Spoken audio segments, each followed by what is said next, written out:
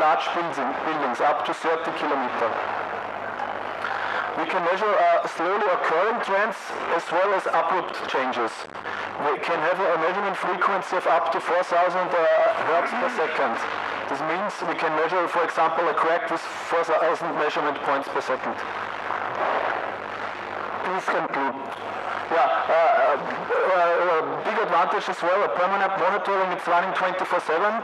We send the data to the cloud or to a local server room, and you can get some kind of individualized software dashboard.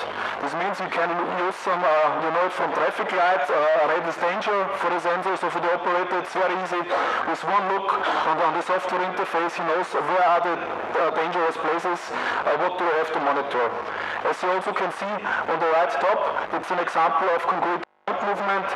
You can zoom in the graph, you can watch 2 months, you can watch 1 day in more detail, you can see the correlation with water storage and the influence of temperature, for example. This is also last example of joint monitoring. We have the gray is the fiber, the standard telecom fiber cable, and red is the location of the FPG sensor, and we can measure very exactly the joint movement. Yes, thanks. We have a very nice booth. With the distributed temperature sensor, we can measure a distance of up to 30 kilometers, and we have a location of up to what distance this optic sensor can retract or leopold? Yeah, it's 1 meter. We have a local resolution of 1 meter. It depends on the setting, but it's up to 1 meter. Yeah. If water comes below 1 meter, then how can we access leakage or seepage from that body? Yeah, leakage is based on the difference of the temperature. The principle behind it distributed temperature sensing, and because of the difference in the water temperature and the air temperature and of the reflected light, we get the exact location of the leak. Repeat? Please repeat. We get to know the location up to 1 meter where the leakage is.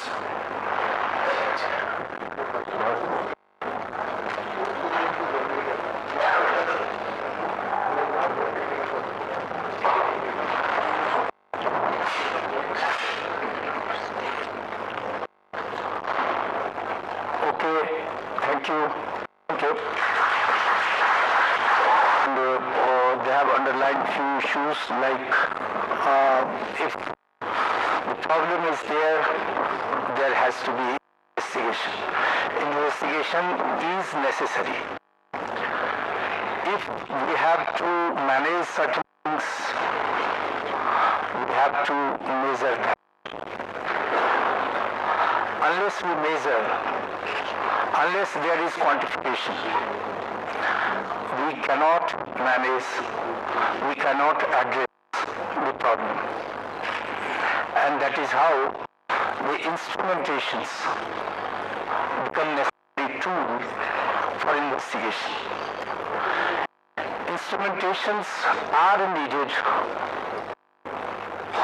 initially to establish the baseline, and then the future progress of the problem can be identified with the help of the instrument.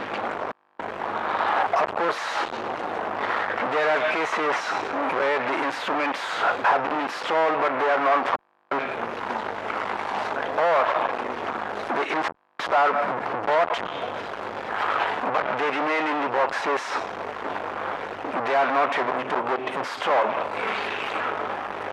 So, the issue is that we must underscore the importance of instrumentation if we are going to encounter problems related to dam safety.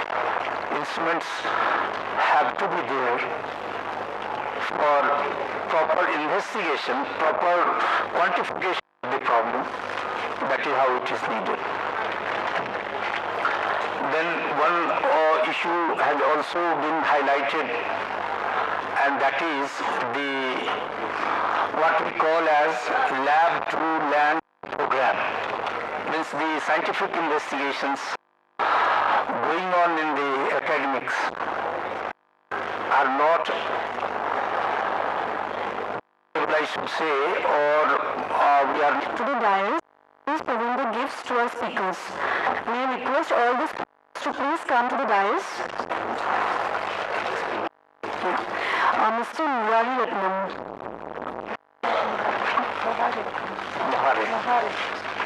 Name is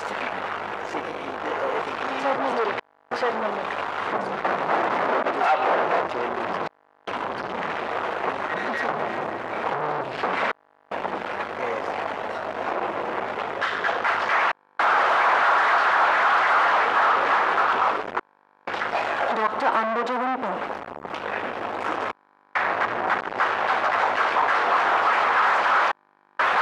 Shri S.F. Patel. Shri Anantram P. Mr. Sanjay Raman.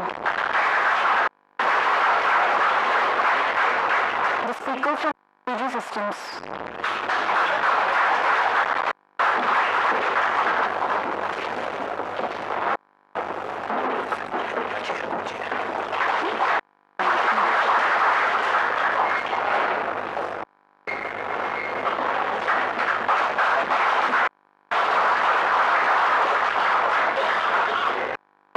Request our reporter to give the mementos to Mr. Ghanshyam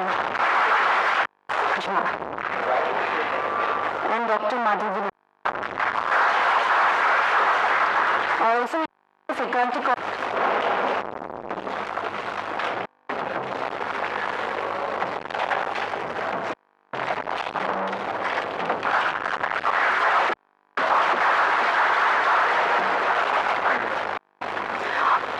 We come to the end of the technical session to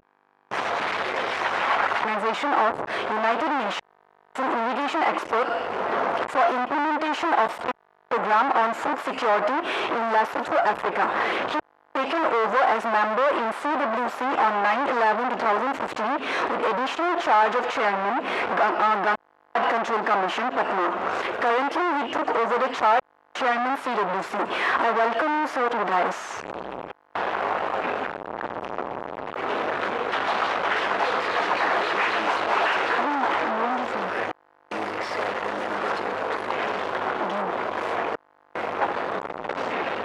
And has held various positions in the department and other organizations under the Ministry of Water Resources like WAPCOS, NWDA and NPCC. Shri Pandya has gained all-round experience in water resource sector involving resource and resource assessment, project planning, design, execution, operation and safety assurance, funds management, commercial consultancy management, etc. He is the president of various societies such as Indian Water Resource Society, Indian Association of Hydrologists, Indian Society of Rock Mechanics and Tunnel Technology, Central Board of Irrigation and Power, and Vice President of International Commission of Irrigation and Drainage. Recently, he retired as Chairman CWC. I welcome Mr. A.B. Pandya sir to the dais. And our reporter for this session is Mr. Pillai. I welcome you, sir, to the dais.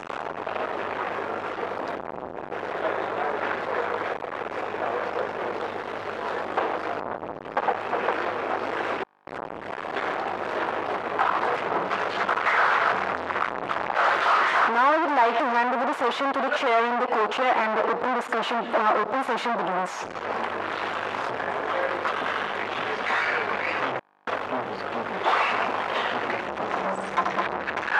Welcome you all to this open session. We have a very ambitious aim behind this open session, and we will reveal that as we go along in this open session, especially from the managing and monitoring the dam safety and implementing the dam safety program uniformly across the country in a sustainable manner.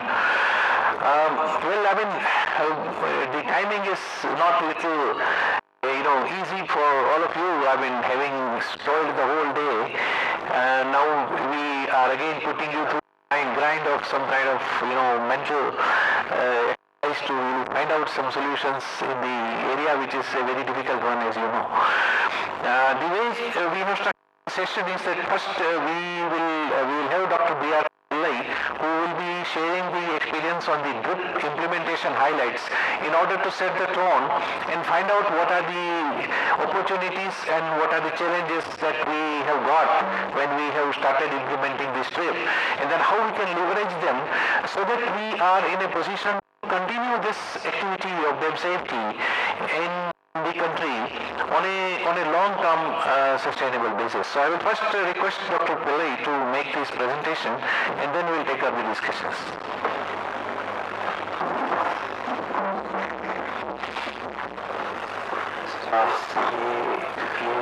Though I don't think this presentation is really needed to warm up the audience and the session as such, but still what I'll do is I'll try to quickly take you through some of the slides and then leave the discussion for the session. There are not many slides, but just quickly touch upon the dam safety, why a priority concern. Obviously, we need to have the structural and operational competencies of dams for restricting further shift in the groundwater extractions, for providing irrigation in a sustainable manner, for meeting current and future food demands, for enabling municipal and domestic water supplies, for continued operation of country's vital hydropower sector. It is also needed for protection of investment. As you may know that over the past 11 5-year plan periods, development of major and medium irrigation sector has absorbed over 3,50,000 crores of rupees. Expenditure made in dams only form a fraction of the overall investment, but the entire investment over water resource project is essentially linked with the dam. Dam projects have also entailed large social and environmental costs on account of reservoir submergence, and that is one price which we cannot afford to ignore. And finally, dam safety is needed for protection of lives and their properties. Two inescapable factors which we have to look into are: one, India's large dams have substantial storage behind them, and two, owing to population density, dams in most cases are very close to the habitats. Sufficient concern for potential loss of lives even from dam releases under extreme weather conditions have been flagged, as was seen in case of large dam incidents, and a potential dam break scenario can cause much higher degree of risk of loss of life, of loss of properties and livestock, loss of infrastructure facilities, and adverse impact on downstream environment and riverine ecology. Dam failures, this has already been discussed, but even just to bring little highlight on that, we have to accept that the dams are vulnerable to failure.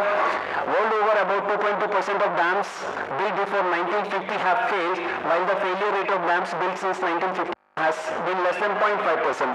That really indicates that the attention has come to this sector and we are improving as far as the dam safety requirements are concerned. But in terms of statistics, over 70% failures have occurred in the first 10 years and more especially in the first year after commissioning. So a lot of attention still is needed in terms of quality of construction and maybe issues related to investigation and design issues. Problems in foundation were found to be the most common cause. Roughly 42% failures have happened on this account in the concrete dams. In case of embankment and masonry dams, the most common cause of failure is still the overtopping, which still flags the issue of our confidence on the design flood issues. So far in India, 36 dams failures have been reported. The first failure happened as early as in 1970. I'm talking about the recorded failure, which was Tigra Dam failure, of course due to sliding. As per dam records maintained in Central Water Commission, in all there have been 30 reported failures since then. Most of the failures have been in respect of earth dams, plus few of the composite dams, but then this statistics is not really alarming in the sense of developing lack of confidence on the earthen dam, because more than 80% of the dams are earthen dams. Rajasthan has maximum failures recorded, followed by MP. Both states put together roughly 60% of the failures. Worst case has been the Machu Picchu Dam failure 1979, where the estimated loss of lives was over 2,000. Dam aging and dam health. The aging has become a measure of risk. because measure of risk is a product of probability or likelihood of failure and the consequences of failure, and factors of age, extreme weather, seismic events can impact the likelihood. Age has become the leading indicator because the structural integrity and operational effectiveness of dams are expected to deteriorate with the age. Dams of earlier era lacked today's know-how and safety standards. Reasons for failure can be several and may get ingrained at any point of time during the life cycle of the dam, and as the dam's ages, the factors are increasing. We also have the inadequate dam health issues. Many of India's aging dams are not maintained adequately, and organizations that own such dam need capacity building. There is a need for safeguarding against spreading limited financial resources too thinly. Regular health inspections are needed to identify deficiency and rehabilitation. Current budgeting procedures are not equitable and sufficient for mitigating dam-specific hazards. Modern asset